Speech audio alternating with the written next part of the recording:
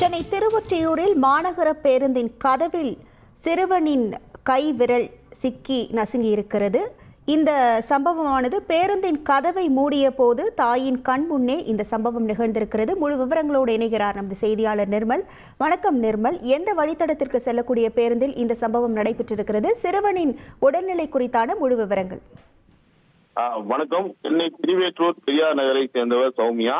இவரது 5 வயதுடைய மகன் திருவேற்றூர் எல்லையம்மன் கோவில் அருகில் உள்ள தனியார் பள்ளியில் யூகேஜி படித்து வருகிறார்.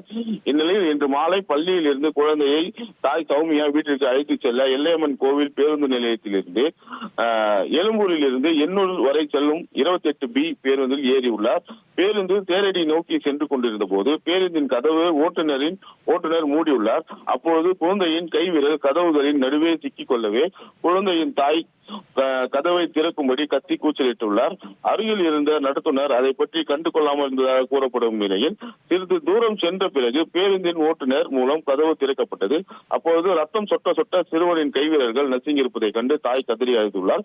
இதனைத் தொடர்ந்து பேருந்தில் சாலையில் நிறுத்திவிட்டு பேருந்தில் பயணம் செய்தவர்கள் அருகில் இருந்தவர்கள் பேருந்தை சிறைப்பிடித்தனர். இதனால் சிறிது நேரம் பரபரப்பான சூழ்நிலை நிலவியது. இந்நிலையில் அருகில் இருந்தவர் அனைவரும் குழந்தையை திருவேற்றூரில் உள்ள தனியார் மருத்துவமனையில் அனுமதித்தனர். குழந்தையை பரிசோதனை செய்த டாக்டர் விரல் நசுங்கி இருப்பதால் தையல் போட வேண்டும் என்று கூறினார். இதனால் குழந்தைக்கு தற்போது தையல் போட்டுள்ளது.